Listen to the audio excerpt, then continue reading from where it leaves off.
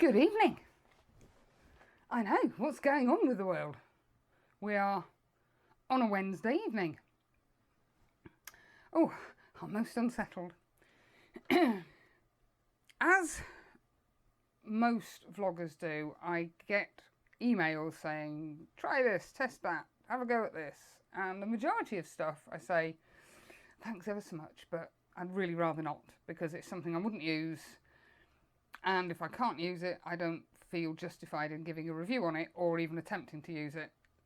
But this dropped into my inbox and I thought, oh, I quite like the look of that.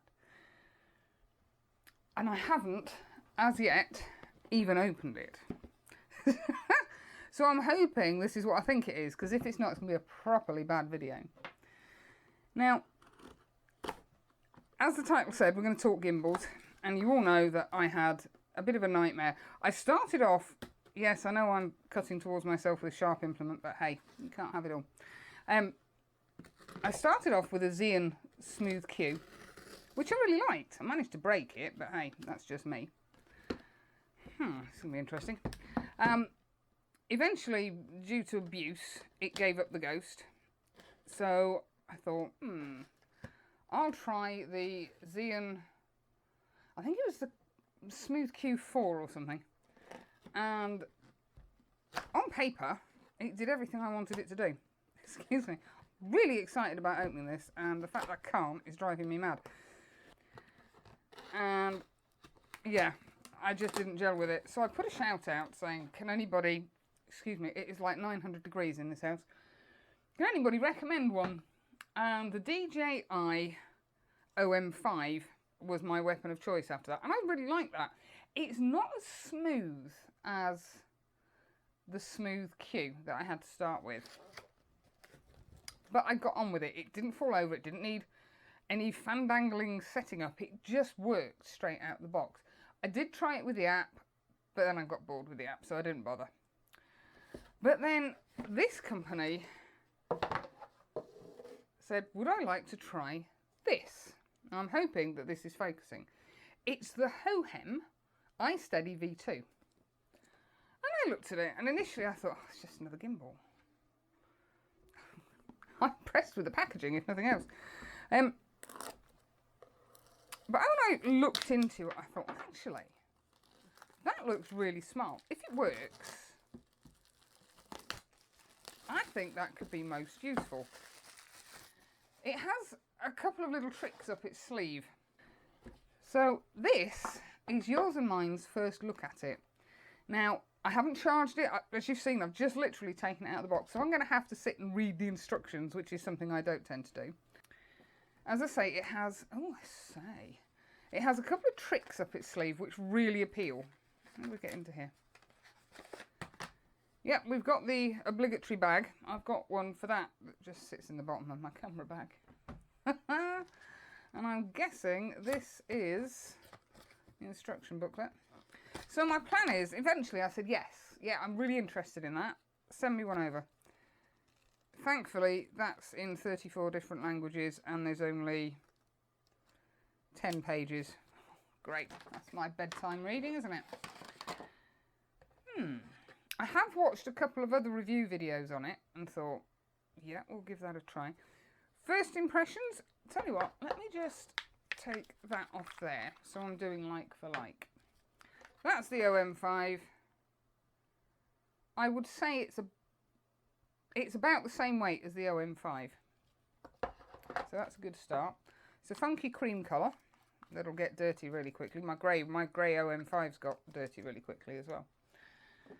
It folds down, really neat. Oh. Fold the phone clamp when not in use, unfold the phone clamp to use. Okay, first thing I've got to, oh, there we are. Okay, so, all right, that clips in. That sits in a little groove, which is fine. That one sits in a clip. So it really is compact, which makes it really easy to slip in my camera bag. Now it does come with its own little tripod, but as tripods go, That's quite small.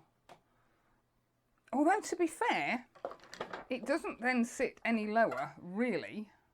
It is slightly lower than the OM5. I've got a fix for that. I've got no idea what this came with, but they're all the same thread size. That is a little bit better. Yeah, and again, these legs all fold virtually flat. Yeah, that's more like it. That's more of the same height. And we've got the obligatory charging cable, and that's it. Right. The technical blurb. I'm not very good at technical blurbs, so I've had to fire the computer up because I've got a memory like a sieve. It's 3-axis stabilisation, same as most gimbals these days, I believe. But the things that it has that appealed, and it'll probably not use because, as I say, I've not taken it out, I've not fired it up, I've not charged the battery. On the top here, we have a built-in torch. I'm guessing I need to turn it on before the torch will work. 3 levels of light. Fantastic. Because what I found with the smooth cue that I started with, I could balance a light clip on the end of my phone whilst I was recording. Now I'm using the... what am I using? GoPro. I've got nowhere to balance a light, which when I'm filming at the crack of dawn or at dusk becomes a problem. That could prove quite useful. So I'm looking forward to seeing that. But the best thing I believe about this is it has tracking in it, and you don't need an app. Now the OM5 will track you if you're using the app. I didn't want to continue filming on my phone. I wanted to start filming with the GoPro because it gives me better reproduction, I believe. So tracking, I'm just stood stationary, and if I'm filming for a distance, I can't move around because the gimbal won't follow me. This has built-in tracking without the use of any app. And if that works, fantastic. That's going to be a proper bonus. I can actually mount that on top of a tripod as well because it's got the usual 3/8 screw thread in the bottom. So to get it up high enough to follow me, I can mount it on the tripod. So the 3-axis stabilisation, the light that's built in, and the AI tracking, independent of any app, appealed big time. And that's what made me say, yes, I'll actually use that. And if it works, I'd recommend it to anybody. Yeah, I'm quite impressed with that. It will also act as a battery pack. You charge through a USB-C port, and you can use that to charge your phone as well. Which means I can actually charge the GoPro on the go. Battery use without using the AI, which I won't always need to use, and without using the light, which during daylight or once the sun's come up I'll not need to use. Battery life's about 9 hours apparently. Using AI drops it down to 4 hours, which is still plenty enough. And if you use the AI and the light, I think it drops it down to about 3 hours. Excuse me, I'm just going to have a quick look through here. I'd not heard of Hohem before, but all the videos I've seen look really good. All I've got to do is figure out how to use it. And apparently this will take the GoPro. That's the other thing. When I'm using the OM5, I have to have an adapter to put the GoPro in, which works fine. But if that will actually use or take the GoPro without the adapter, that would be even better. Looks a bit narrow, so I may still have to use the adapter, and then I just hope that it balances. So it's the Hohem V2 iSteady, or the Hohem iSteady V2. Slight change of clothes. The following day, I have now read the instruction manual, and I've watched a couple more videos as well. And I think I've got to grips with it. Now I've put my own tripod on it simply because when I'm vlogging, that just gives me a little bit more reach. It's a little bit further away from me and there's more to grip hold of rather than the small one. But if all you're going to do is pop it on the floor, then the small one will be fine. Hey. So if you can see this, it's in its closed position. It's also charged up, so you unhook that, and then around here there's a little knob, so you, oops, can't do it when it's, untwist that, put it into the vertical position and then tighten it again. And now I shall pop that on there. And my little GoPro actually fits in really well.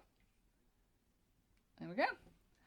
You've got all the usual buttons on it. You've got a joystick for left and right and up and down. You've got buttons for using it with the app. So I've not read on that bit. I am not going to use it with the app. This is purely with the GoPro. That's your on button. You press that and your 3 lights come on to say your battery's fully charged. And I have it joined to my normal phone via Bluetooth. If I ever decide to use my phone, great, I can do videos and stuff through my phone rather than through the GoPro. So that's good. On the top here, we'll press the little button and we have the red light on. I'm not sure if you can see that there. The little red light comes on. 2 blinks of the torch on the top, and that means everything's ready to go. To get the AI to work, you make that shape with your fingers. And at that point, I can't show you this, where the red light was, there is now a green light. To stop the AI working, you hold your hand out like that, and that brings the red light back on. Now, as I say, this can do a couple of tricks. So I'm going to turn the AI on, and then I'm going to move. And you can see the gimbal is following me. If I move back, it's still following me. I'm just going to get up and I'm going to walk around the room. You can't see me, but you'll know where I'm going because the gimbal is following me. I'm just going to stop it. And now I move back over here and it doesn't follow me. That is really neat. Give the OK symbol. You could see a slight movement in the gimbal there where it picked me up. And it can follow me again. For me, that's a really useful thing because I know, let me just, oh, turn off, that's it. When I'm talking and doing my pieces to camera, I have a tendency to do this and maybe look over there or look behind me. And my gimbal goes off in all sorts of strange directions. This will stop that. It'll be able to focus on me. If I was using the phone app, I can draw a square around my face on my phone through the Hohem app, and that will be face tracking. So it will keep my face wherever I want it to be in the frame of the video that you're taking. I'm not too concerned about that. I'm quite happy. If I'm central, I'm central. It's not really a problem. I know theoretically you should be on one of the thirds, but I'm not too concerned about that. Now I've come out into the garden, partly because it's ridiculously hot upstairs and partly because there's better light down here. So I've popped it on the little step. I've activated the AI. I don't think I'd ever get bored of playing with this. It does have a second little trick up its sleeve. I'll admit I am not very good with this. I haven't got the hang of it yet, but I'm going to give it a try. So there we are, shooting in portrait mode. Now theoretically, if I make a slightly different hand gesture, it should flip itself into portrait mode. At the point it goes into portrait mode, the AI will switch off. So then you just reactivate the AI. The little green light comes on and you can let it follow you. Now in order to get it back into landscape mode, and I'm even worse at this bit, but I'll give it a try. Yes! Again the AI goes off. I've just activated it by putting the OK symbol up, and I'm going to try it again. Yeah, as I say, I'm not, that's it. It does make that little burbly noise, but it seems to do that every time you turn the AI on, and I've just figured that that's normal, so I'm not worried about that. So I'm going to activate the AI again. It's following me, and then I shall try and put it back into portrait mode. Back into landscape mode. That's it. It takes a little bit of getting used to. It's not a function I'm ever going to use whilst I'm out vlogging, and if you're hand holding the gimbal and you want to do it, excuse me while I crawl across the decking, there's a little button there which you just press once, the on off button, and that will flick it into portrait mode anyway. So if you're shooting for, what is it, TikTok? I haven't quite got TikTok yet.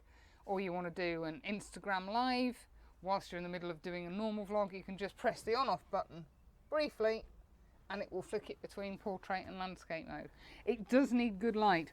I was out last weekend, I did my first couple of vlogs with it, and I really did put it to a hard test because it was dawn and I was on a road that's got trees overhanging, so there was very little light and the AI still picked me up, which I was quite impressed with.